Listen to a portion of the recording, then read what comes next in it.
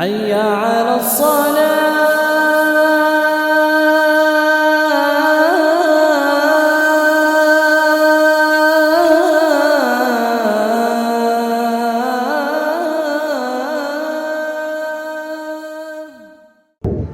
அல்ஹம்துலில்லாஹ், இல்மியுடைய கனவு திட்டம் ஜாமியா தாருல் இல்மி ஒரு எஜுகேஷ்னல் கேம்பஸை உருவாக்கிட்டு இருக்கிறோம். ஒரு கல்வி வளாகத்தை.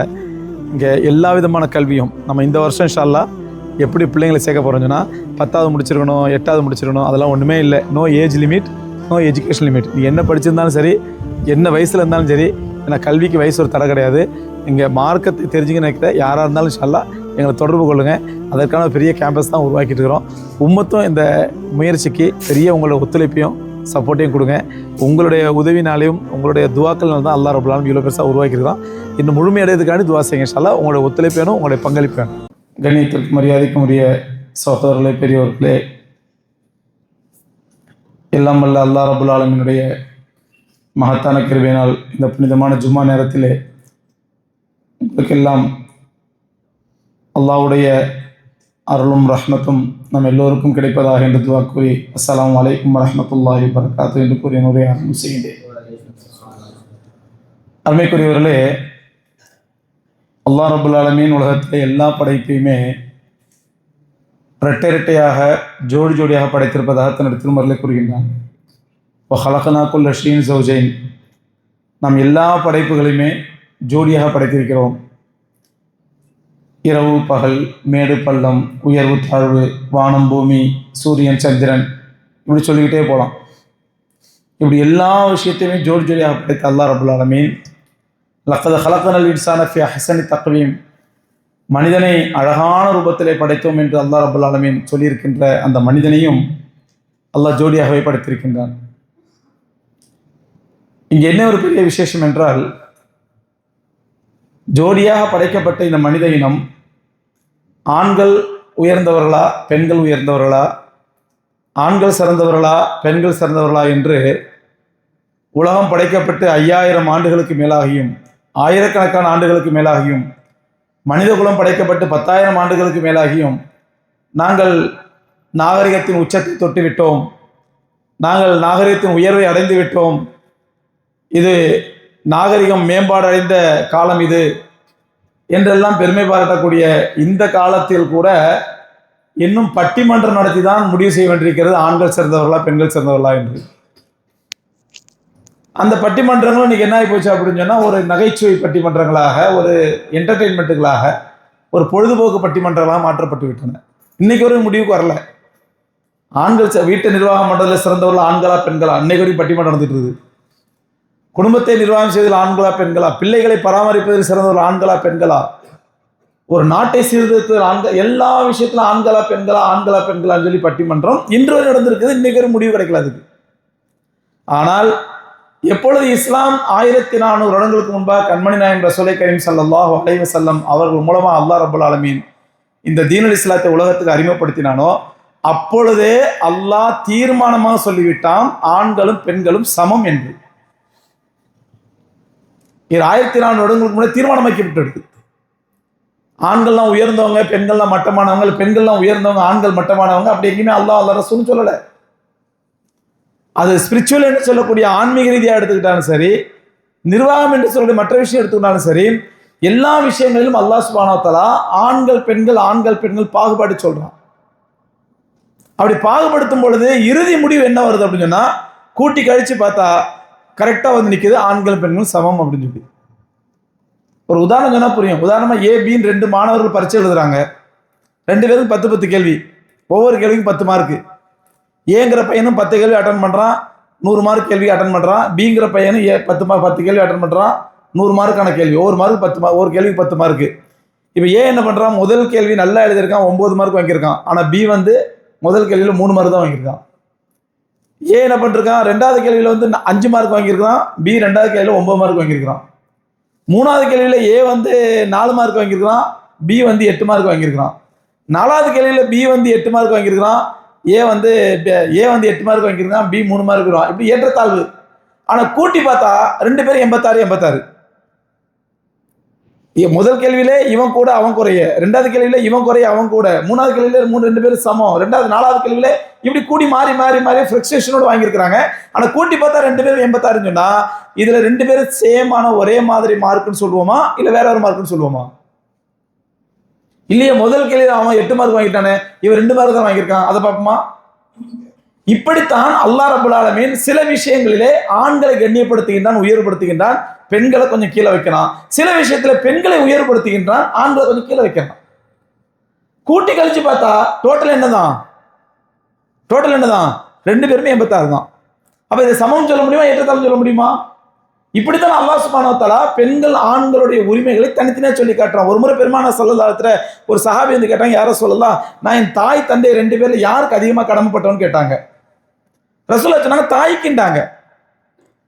பிறகு சும்மா, பிறகு தாய்க்கு, சும்மையும் அடுத்து யாருக்கு? தாய்க்கு. இல்லை யார சொல்ல, நான் அடுத்து தாய்க்கு அடுத்து நாலாவது சொன்னாங்க தந்தைக்குன்னாங்க.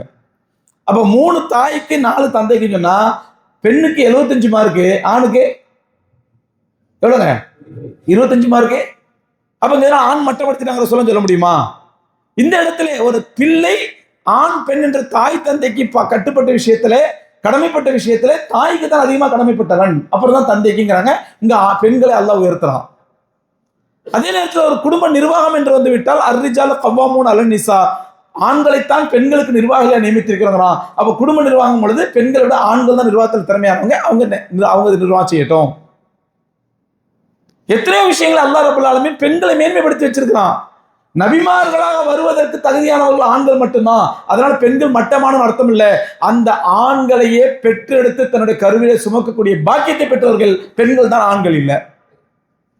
நபிமார்களாக வருவது ஆண்களாக இருந்தாலும் அந்த நபிமார்களை கருவிலை சுமக்கக்கூடிய பாக்கியம் யாருக்கு தான்? ஒரு ஆணுக்கு இல்லையே, பெண்ணுக்கு தானே கொடுத்திருக்கான். இப்படி சில விஷயங்களை அல்லாஹ் ரப்பல் ஆலமீன் பெண்களை மேன்மைப்படுத்தியிருப்பான், சில விஷயங்கள் ஆண்களை மேன்மைப்படுத்தியிருப்பான். கூட்டி கழிச்சு பார்த்து அல்லாஹ் சொல்றான், ஒமை யாமல் சாலிஹம் மின் தக்கரின் வ உன்சா. கடைசியில் ரிசல்ட் சொல்றான் அல்லாஹ். ஆணாக இருந்தாலும் பெண்ணாக இருந்தாலும் யார் நல்ல அமல் செய்கிறார்களோ அவருடைய வாழ்க்கையை பரிசுத்தமான வாழ்க்கையை அமைத்து வைப்போம், அல்லாஹ்வுடைய வாக்குறுதி. இதுல பெண்கள் எவ்வளவு அமல் செய்யணும், ஆண்கள் எவ்வளவு அமல் செய்யணும் அல்லாஹ் இதை குறிப்பிட்டிருக்கானா? ஆண்கள்லாம் ஒரு நாளைக்கு 5 வேளை தொழணும், பெண்கள்லாம் 10 வேளை தொழணும். இல்ல ரமலான்ல ஆண்கள்லாம் 30 நாள் நோன்பு வைக்கணும், பெண்கள் 15 நாள் நோன்பு வச்சா போதும், அப்படி எந்த பாகுபாடு இல்லையே.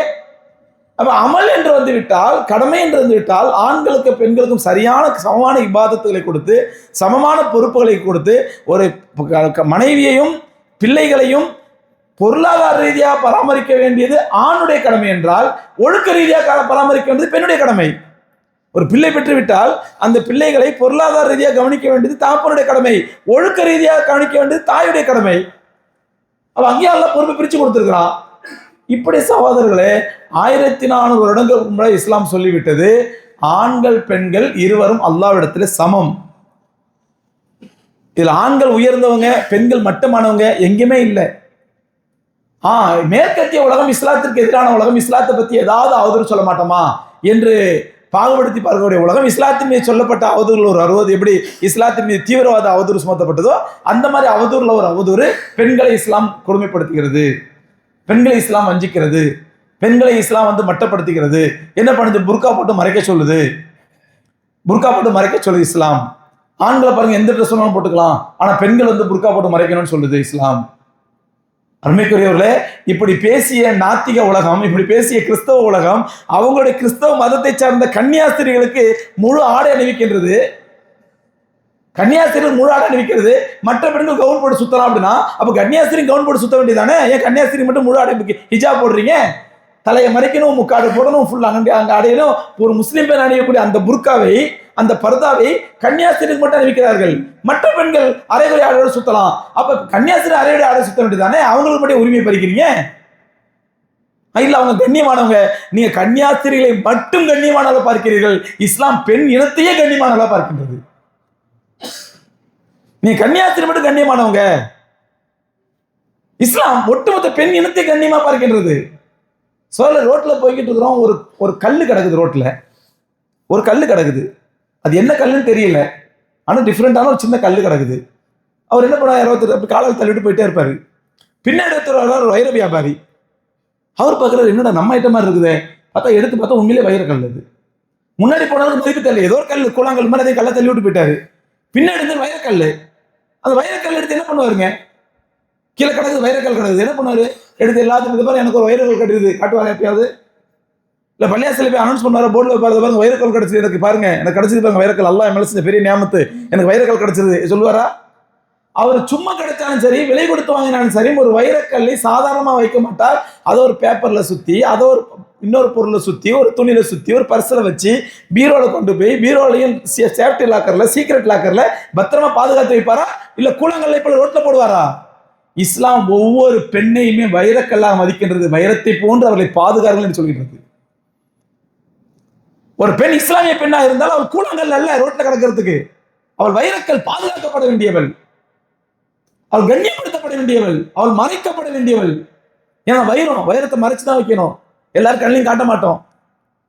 வீட்டுல வேலைக்காரி வைரத்தை காட்டுவோமா? அதை மாதிரி எங்க வீட்டுல வைரத்தை பாத்துக்க அப்படின்னு சொல்லுவோமா?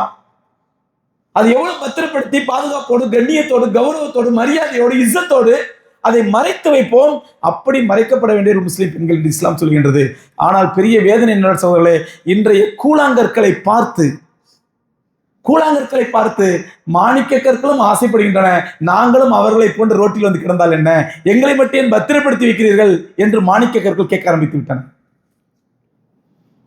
எல்லா சனியன்களும் யூடியூப்ல வந்து பேசுதுன்னா நம்ம ஸ்ரீதேவியும் மற்ற மூதேவிகளுக்கு யூடியூப்ல வந்து பேசுது, முகத்தை காட்டிட்டு பேசுது, ஆட்டம் போடுது, பாட்டம் போடுதுன்னா நாம் மறைத்து வைத்த மாணிக்க கற்களும் இன்று நம்மை மீறி வெளியே வந்து அவைகளும் நாங்களே போய் அவர்களை கொண்டு கூழாங்கல்லாக மாறிவிட மாட்டோமா என்று இயங்குகின்றன.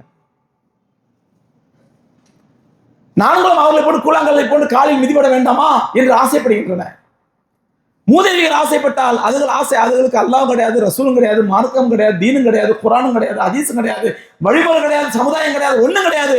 ஆனால் அல்லாஹ் இருக்க, அல்லாஹ் ரசூல் இருக்க, அல்லாஹ்வுடைய மார்க்கம் இருக்க, தீன் இருக்க, வழிகாட்டல் இருக்க, குரான் இருக்க, ஹதீஸ் இருக்க, தன்னை பாதுகாக்கக்கூடிய தன்னுடைய சமுதாயம் இருக்க, இத்தனை மீறி நானும் கூழாங்கல்லாக ஆசைப்படுகிறேன் என்று இன்றைய மாணிக்க கற்கள் ஆசைப்படுகின்றன என்றால் இந்த குறையை அல்லாஹ்வை தவிர யாரிடத்தில் சொல்லி முறையிடுவது?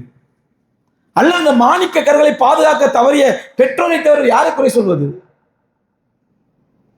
இன்னைக்கு பார்க்கணும், ஹிஜாப் போட்டுக்கிட்டு ஹிஜாபுடைய பேரை கெடுக்கும் விதத்திலே அருமை சகோதரர்களே, நாம் நம் வீட்டு பெண்களுக்கு இதெல்லாம் புரிய வைக்க கடமைப்பட்டிருக்கிறோம், கற்பிக்க கடமைப்பட்டிருக்கிறோம். அவர்கள் முறையாக அல்லாஹ்வுடைய மார்க்கத்தை கற்றுக் கொடுக்க தவறிவிட்டோம். வெறும் ஹிஜாப் மட்டும் போடுற ஒரு பிரயோஜனம் கிடையாது. எங்க வீட்டு பிள்ளை ஹிஜாப் போடுறா, ஹிஜாப் போட்டுக்கிட்டு, மேக்கப் போட்டுக்கிட்டு, லிப்ஸ்டிக் போட்டுக்கிட்டு, அங்க அல்லாஹ் ரசூல் கேமராக்கு முன்னாடி லைட்டை போட்டு பேச என்ன அவசியம் இருக்குது?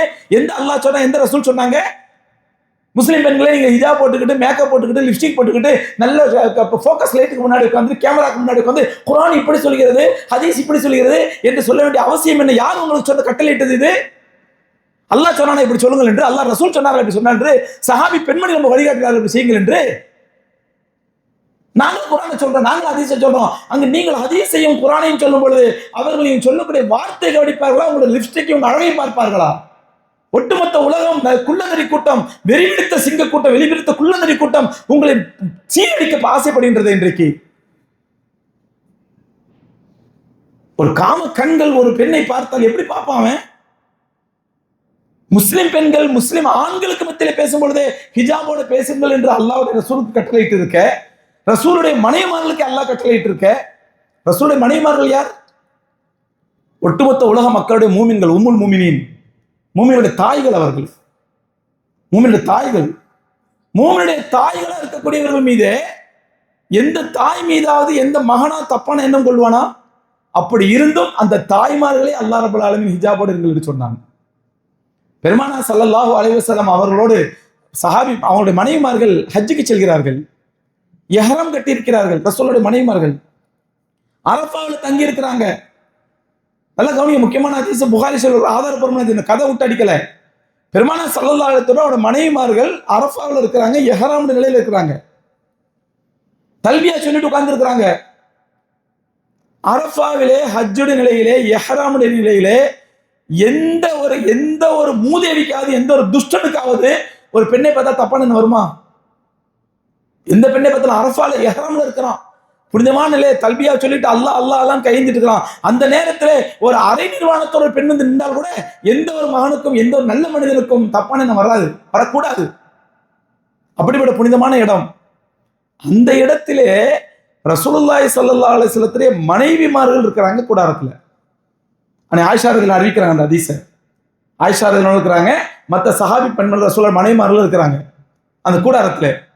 அந்த அரஃபாவிலே எஹரம் கட்டியிருக்க நிலையிலே அல்லாஹ் அல்லாஹ் அல்லாஹ் என்று மன்றாடி கொண்டிருக்கூடிய அந்த நேரத்திலே ஒவ்வொரு மூமினும் தான் நினைத்த செய்த பாவங்களை எல்லாம் நினைத்து அல்லாஹ் இடத்துல அழுது மன்றாடி கொண்டிருக்கூடிய அந்த காலகட்டத்தில், அந்த சூழ்நிலையிலே அன்னை ஆயிஷா சொல்றாங்க, நாங்கள் எஹராமிலே முகத்தை மறைக்க கூடாது என்பதற்காக.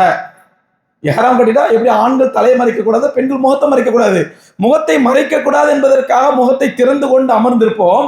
ஆனால் யாராவது அந்த நேரத்தில் அந்நிய ஆண்கள் அல்லது வழிபோக்கர்கள் அந்த இடத்தில் சென்றால் ஏதாவது ஒரு பொருளை வைத்து நாங்கள் மறைத்துக் கொள்வோம். அல்லாஹ் அக்பர். எங்களுடைய மகரம் அல்லாத உறவு அல்லாத அந்நிய ஆண்கள் அந்த இடத்தில் கடந்து சென்றால் அல்லது வழிபோக்கர்கள் சென்றால் முகத்தை மறைக்க கூடாது என்பதற்காக நாங்கள் முகத்தை திறந்து கொண்டு அமர்ந்திருப்போம். ஆனால் ஏதாவது அந்நிய ஆண்கள் சென்றால் நாங்கள் ஏதாவது பொருள், ஒரு அட்டை கிட்ட பேப்பர் துணி எதையாவது வச்சுட்டு முகத்தை மறைச்சுப்போம். ஆயிஷா ரலியல்லாஹு சொல்றாங்க. அருமைக்குரியர்களே, அந்த புனித காலகட்டத்தில் இருந்ததெல்லாம் யாருங்க?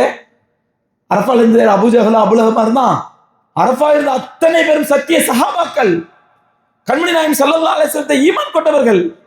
எந்த ஒரு சஹாபிக்காவது அரஃபாவுடைய நாளிலே இஹ்ராமுடைய நிலையிலே தன்னுடைய தாய் உம்முல் மூமினீன் தாயை பார்த்து தப்பான எண்ணம் வர வாய்ப்பு இருக்குதா? 0 அல்ல, அதை விட குறைவான சதவீதம் கூட வாய்ப்பில்லாத அந்த நேரத்தில் கூட நாங்கள் முகத்தை மறைத்துக் கொள்வோம். ஆயிஷா ரலியல்லாஹு சொல்றாங்க. இன்னைக்கு சகோதரர்களே, புடவை கடையில ஒரு பொம்மைக்கு புடவை கட்டி விட்டாலே உத்து பார்க்குற காலம் இது. பொம்மைன்னு தெரியுது, ஆனா அது இடுப்பு தெரியுதே, அது அழகு தெரியுதே என்று உற்று பார்க்கக்கூடிய காம கண்கள் நிறைந்த இந்த காலத்திலே ஒரு பெண் லிப்ஸ்டிக் போட்டுக்கிட்டு, மேக்கப் போட்டுக்கிட்டு, நல்லா அழகா போட்டுக்கிட்டு, வெள்ளை வெள்ளையர்னு, அது எப்படின்னு சொன்னா கருத்த பொண்ணா இருந்தா கொஞ்சம் லைட் கலர் ஸ்கார்ஃப் போடணும், அப்பதான் தூக்கி காட்டும். கொஞ்சம் வெள்ளை பொண்ணா இருந்தா டார்க் கலர் ஸ்கார்ஃப் போடணும், அப்பதான் நல்லா பளிச்சுன்னு காட்டும், கான்ட்ராஸ்டா இருக்கும். எப்படிப்பட்ட ஷைத்தானிய வார்த்தைகள் பாருங்கள், ஷைத்தானிய தூண்டுதல் பாருங்கள், ஷைத்தானிய விளக்கங்கள் பாருங்கள். இத்தனை ஷைத்தானியம் வச்சுக்கிட்டு ஒரு பெண் யூடியூப்ல உட்காந்து கேமரால உட்காந்து பேசுறா. அவள் நல்லது பேசட்டும், அல்லாஹ் பேசட்டும், ஆகிறதுக்கு என்ன பேசணும், அவள் பேசக்கூடிய வார்த்தையை கவனிப்பானா இல்ல அவளை கவனிப்பானா? அது பார்ப்பவர்கள் போல என்ன தக்வாதாரர்கள், முத்தகீன்கள், முஸ்லிமீன்கள், இறையடியார்கள், நல்லவர்கள், மலக்குமார்கள், ஃபிரிஷ்தாக்கள் பாக்குறாங்க. பார்ப்பது அனைத்தும் கெட்ட காம கண்கள், வெறிபிடித்த கண்கள், உற்று நோக்கக்கூடிய காம கண்கள்.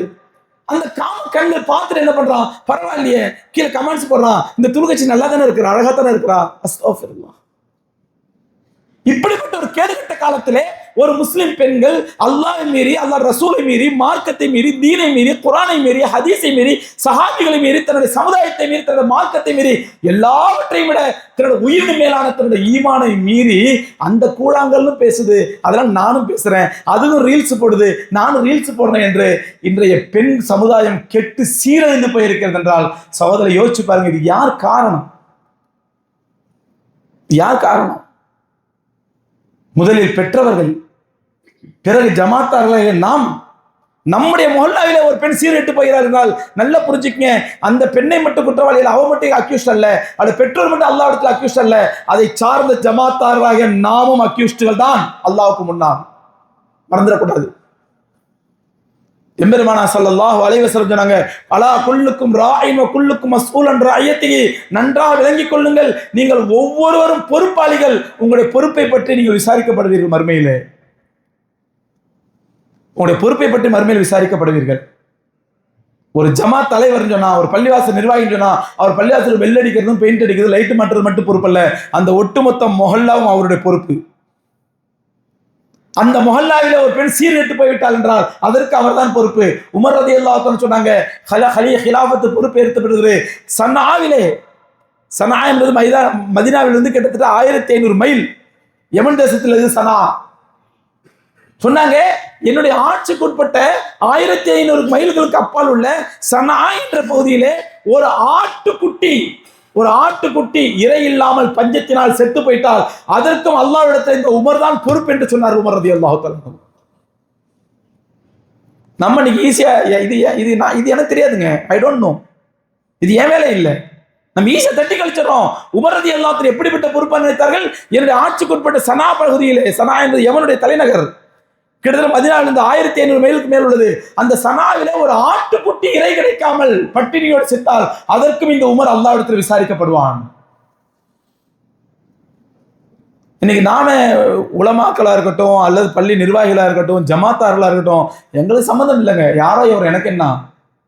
அருமைக்குரியவர்களே, இந்த உம்மத்திற்கு இவ்வளவு சிறப்பு ஏன்? மற்ற எல்லா உம்மத்தை விட இந்த உம்மத்துக்கு எக்கச்சக்கமான சிறப்புகள் அல்லாஹ்விடத்திலே, எக்கச்சக்கமான சிறப்புகள். கண்மணி நாயகம் ஸல்லல்லாஹு அலைஹி வஸல்லம் இந்த உம்மத்தினுடைய சிறப்பை விளக்குவதற்காக ஒரே ஒரு உதாரணம் சொன்னாங்க.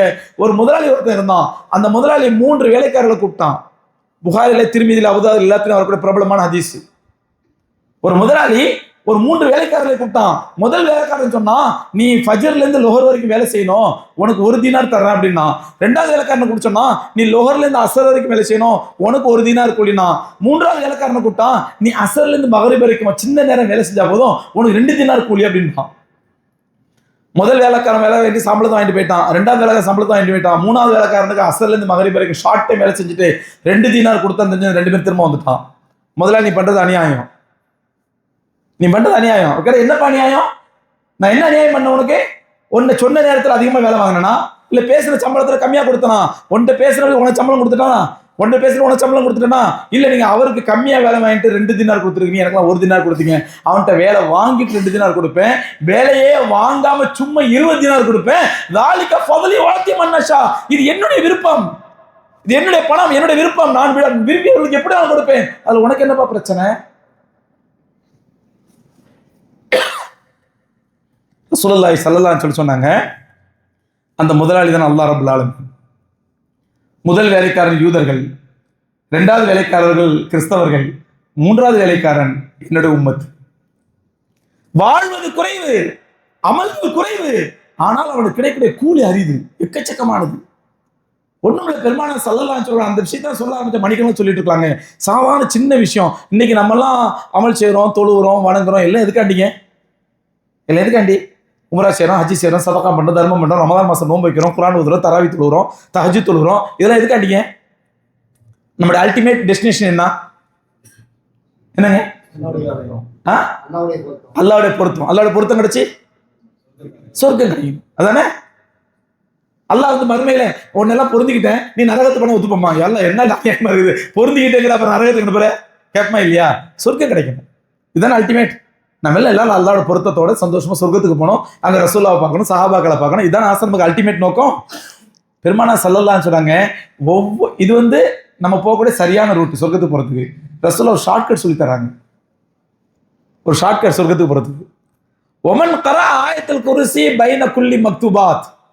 ஒவ்வொரு ஃபர்லான தொழுகைக்கு பிறகும் ஒரு மூமின் ஒவ்வொரு ஃபர்லான தொழுகைக்கு பிறகும் ஆயத்துல் குர்சியை வளமையாக ஓதி வந்தால், ஒவ்வொரு ஃபர்லான தொழுகைக்கு பிறகும் ஆயத்துல் குர்சி வளமையாக ஓதி வந்தால், ஒமன் கரா ஆயத்துல் குர்சி ஹல்ஃப குல்லி மக்தூபாத், ஒவ்வொரு ஃபர்லான தொழுகைக்கு பிறகு ஆயத்துல் குர்சி ஓதி வந்தால், வலம் யகுன் லஹு பைனஹு வ பைனல் ஜன்னத்தி ஹிஜாபுன் இல்லல் மௌத்.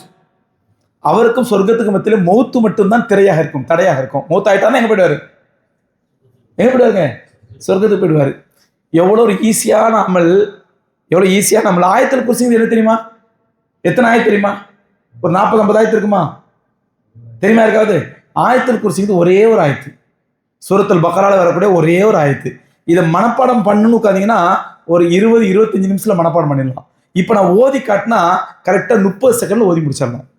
ஓதுறதுக்கு 30 செகண்டு, மனப்பாடம் பண்றதுக்கு எத்தனை நிமிஷங்க? 20 நிமிஷம். உங்களுக்கு மனன சக்தி ரொம்ப குறைவா இருந்தால், அல்ஹம்துலில்லாஹ் உங்க மனன சக்தி ஸ்ட்ராங்கா இருந்தா 10 நிமிஷத்தோட முடிச்சிடலாம். அவ்வளோ ஒரு ஈஸியான ஆயத்து. ஆனா அதுக்கு நன்மை என்ன? ஒவ்வொரு ஃபர்லான தொழுகைக்கு ஓதுனீங்கன்னா உங்களுக்கு சொர்க்கங்கிற ரசூலுல்லாஹி ஸல்லல்லாஹு அலைஹி வஸல்லம். இன்னைக்கு அந்த உம்மத் அதை தெரியறது இல்லை, அதை கேட்கறது இல்லை, அதை செய்யறதும் இல்லை, அது செய்யறது இல்லை. சலாம் கொடுத்த உடனே முதல் சலாம் பள்ளியில, அடுத்த சலாம் கடையில். தொழு வரணும், ஏதோ தொழு வர்றோம். முதல் சலாம் பள்ளியில கொடுத்தோன்னே அடுத்த சலாம் இங்கதான், கடையில தான். இன்னும் அப்படியே எல்லாத்தையும் இடிச்சு தள்ளிட்டு மீசி ஏறி மிதிச்சு ஓடுது. துவா பிதாத்து, கூட்டு துவா பிதாத்து, கூட்டு துவா ஓதாது. நீ தனியா வந்து வச்சு அல்லாஹ்ட்ட கேளு, ரொம்ப கேளு. தனிப்பட்டவங்களை திக்ர் செய்யுங்க ஃபர்லான் தொழுகை முடிஞ்ச பிறகு. பெருமானார் ஸல்லல்லாஹு அலைஹி வஸல்லம் சொன்னாங்க, தொழுது முடிச்சு சும்மா உட்காந்துருங்க, திக்ர் செய்ய வேண்டாம், சூறா ஓத வேண்டாம், நீங்க துவா ஒண்ணுங்கண்ணா, சும்மா உட்காந்துருங்க, ஒதுவோட உட்காந்துருங்க. ஒது முடியாம சும்மா உட்காந்துருங்க. உடனே போன் எடுத்து நோண்டாம கொஞ்ச நேரம் அமைதியா உட்காந்துருங்க. நீங்க உட்கார்ந்திருக்கும் நேரம் வரை ஒரு மலக்கை அல்லாஹ் சாட்டுகின்றான் உங்கள் மீது. அந்த மலக்கு அல்லாஹ்ட்ட கேட்கிறாரு, அல்லாஹ் மஃபிர்ல வரஹமு, அல்லாஹ் மஃபிர்ல வரஹமு, அல்லாஹ் மஃபிர்ல, துவா கேட்டே இருக்காரு. அல்லாஹ் இவர் மன்னிச்சு அருள் புரி, இவர் மன்னிச்சு அருள் புரி, இவர் மன்னிச்சு அருள் புரி. துவா கேட்கறது யாருக்கு?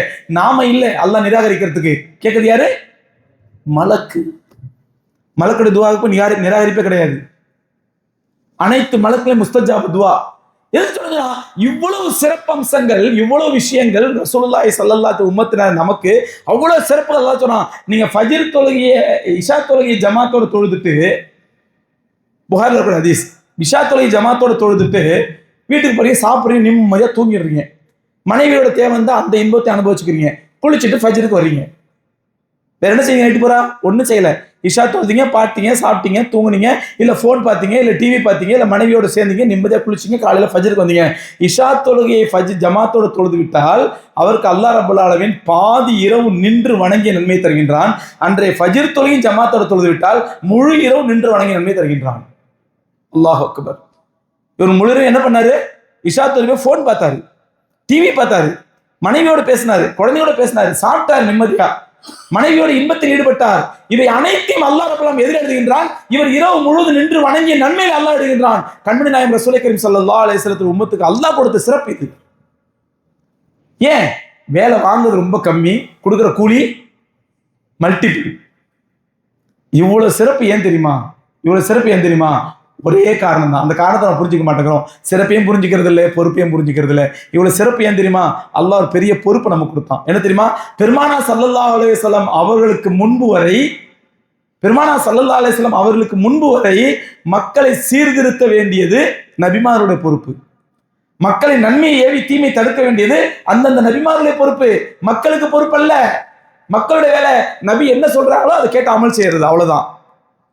நன்மை ஏவ வேண்டியது, தீமை தெரிய வேண்டியது, டூ அண்ட் டோன்ட், செய்யுங்க செய்யாதீங்க என்று சொல்ல வேண்டியது நபிமாருடைய பொறுப்பு. அந்த நபிமார்களுடைய பொறுப்பை கண்மணி நாயகம் ரசூலை கரீம் ஸல்லல்லாஹு அலைஹி வஸல்லம் அவர்களுக்கு பிறகு அந்த பொறுப்பை அல்லாஹ் இந்த உம்மத்திட்ட ஒப்படைச்சிட்டான். இதாங்க சொல்ல வர நோக்கம். நம்ம நினைக்கிறோம்ல, எனக்கு தெரியாதுங்க, எனக்கு என் வேலை இல்லை, அது என் வேலை இல்லை. அல்லாஹ் நிக்க வச்சு கேள்வி கேட்பான் மறுமையில, எதோ உன் வேலை இல்லைன்னு சொன்னேன்.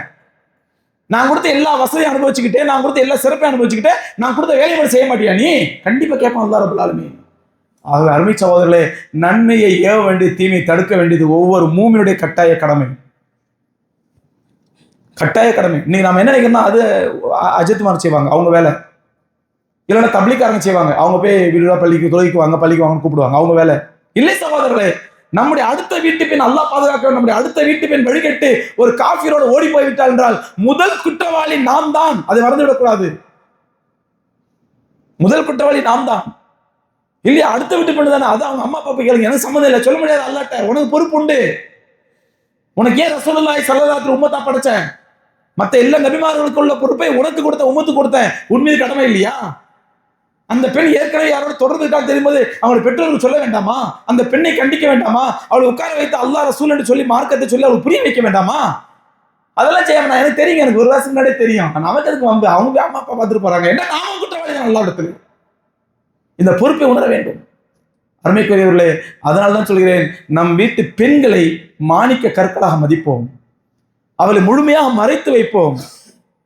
முழுமையாக இருந்தா இன்னைக்கு என்ன சொல்றாங்கன்னா, இன்னைக்கு வழிகட்ட மக்கள் வந்து இல்ல பெண்கள் எல்லாம் புர்கா பண்ணுற அவசியம் கிடையாது, முகத்தெல்லாம் மூணு எல்லாம் பண்டைய காலத்து அடிப்படைவாதிகள் முகத்தை மூடுறது, முகத்தை திறந்து போட்டு போலாம். அப்ப ஆயிஷா ரலியல்லாஹு அறிவு கட்டவங்களா? நவுதுபில்லா.